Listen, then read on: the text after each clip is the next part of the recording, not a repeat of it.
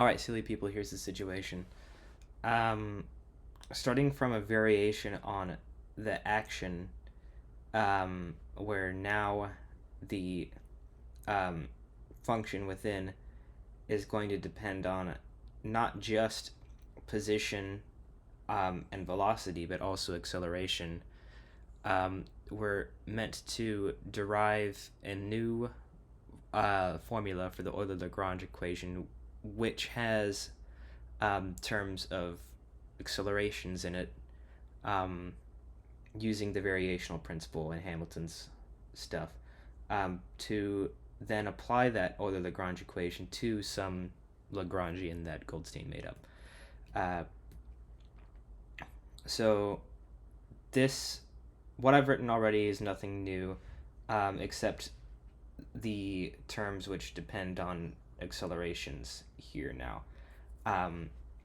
Plus the terms that depend on x. And I'm going to be looking up at what Goldstein did in the chapter just to minimize confusion and follow the steps as closely as possible. Again, y1, y2 are parameterized such that they are linear combinations of functions with alpha equals 0 and multiply or plus a couple of functions which are 0 at either ends of the action. Okay. We can write the variation on J then being del J del alpha times d alpha, the differential, will be summing over I inside the integral. Del f del yi del alpha times differential alpha plus df dy dot I del y dot I del alpha, again multiplied by the differential, plus del f, this is the new stuff, del f del y2 dot I del y2 dot I del alpha d alpha, all multiplied by dx. Okay. So first thing that Goldstein did is he looked at the second term, which I'm going to do that again because it makes looking at the third term less confusing. What he did is he expanded it using differentiation or integration by parts. So he's looking at this term with the definition that y dot is equal to partial y partial x. He rewrites it as del squared y of I of del alpha del x dx. And then you can actually do integration by parts on this in a way that is not too bad.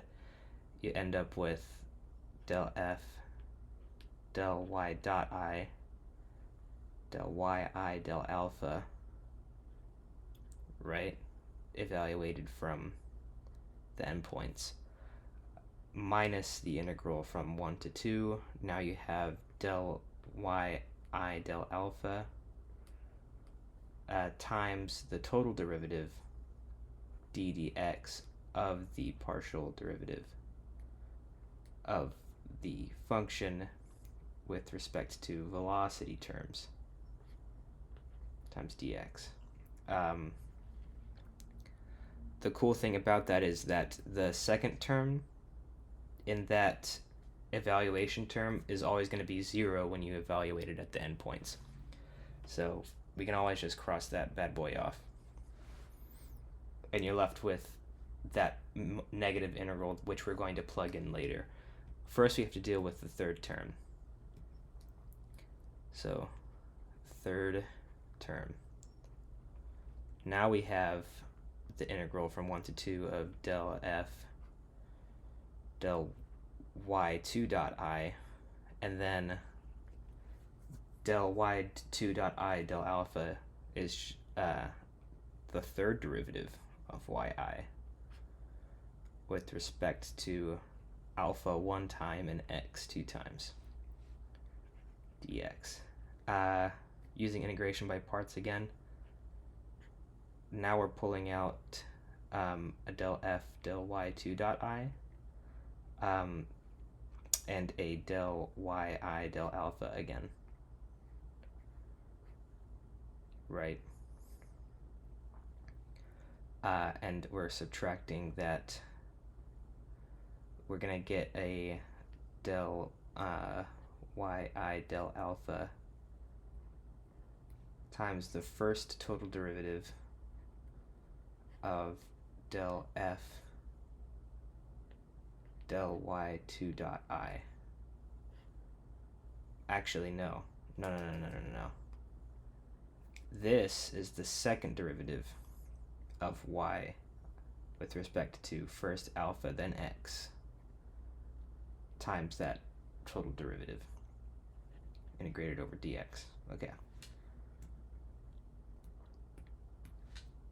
Again, this term goes to 0 at the endpoints, so we don't have to worry about that anymore. But then we have to do integration by parts again on this term, so that we don't end up with two derivatives of yi with respect to stuff in the final form.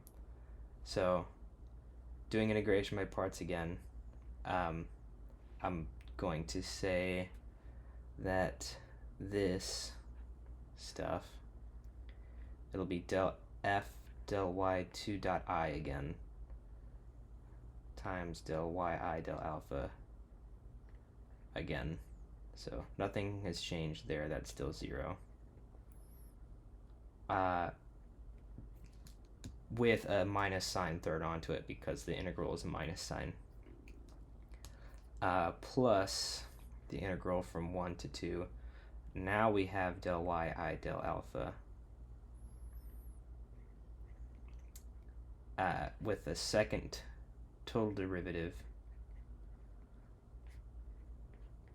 of the partial of the function with respect to acceleration terms dx. Okay. Again, this term goes to 0 at the endpoints. So now we can plug all of this back into the integral which we were solving for and go ahead and take advantage of the fact that by definition del yi del alpha times the alpha differential is just the variation on yi, so that we don't have to write that a bunch, which leaves inside the integral del j del alpha d alpha is just sum over I. We got del f del yi. We got minus the first total derivative of del y dot I and plus the second total derivative del f del y2 dot I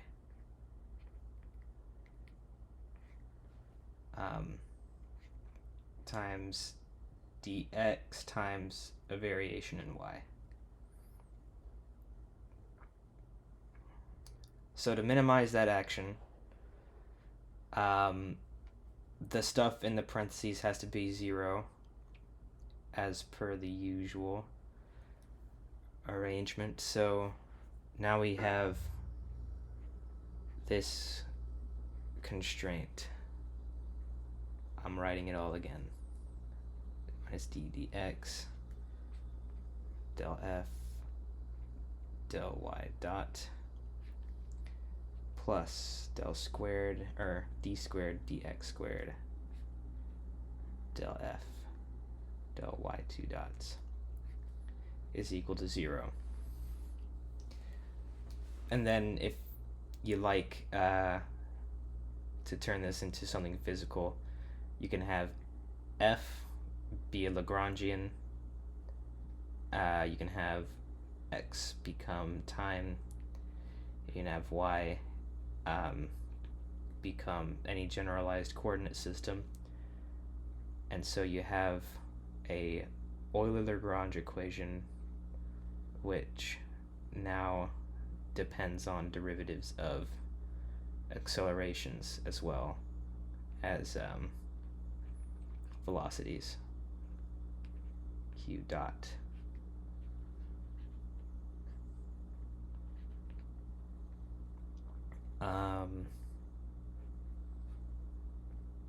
Yeah. I gotta watch myself.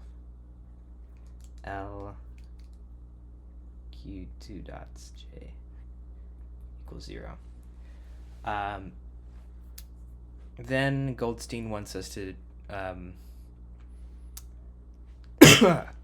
wants us to use this on some kind of Lagrangian, which I'm gonna write here. I don't know if this is gonna show up on the video, but there it is.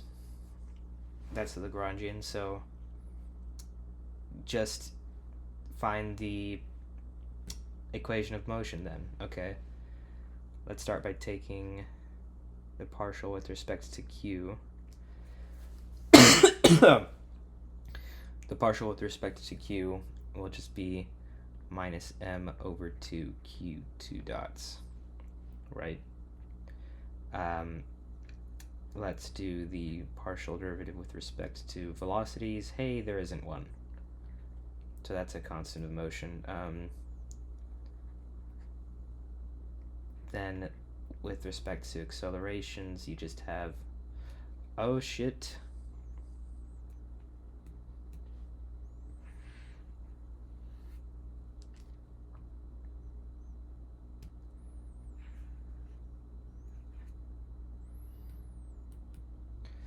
Del L del Q is equal to minus m over 2 Q2 dots minus KQ. Then if you do that with respect to Q dot, you don't have anything, it's 0. Then if you have the partial with respect to Q2 dot, you're looking at minus m over 2q, which if you take the second time derivative of that,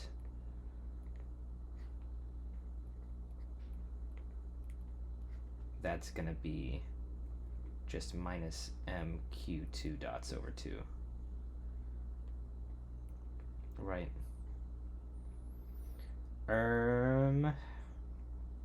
So then writing the equation of motion, you're ending up with minus m over 2 q2 dots minus kq minus mq2 dots over 2 is equal to 0. We can combine terms. You'll have minus mq2 dot is equal to kq. So q dot 2 dot is equal to minus kq over m. So that equation of motion is one that might be familiar to you. It really is just a simple harmonic oscillator equation of motion.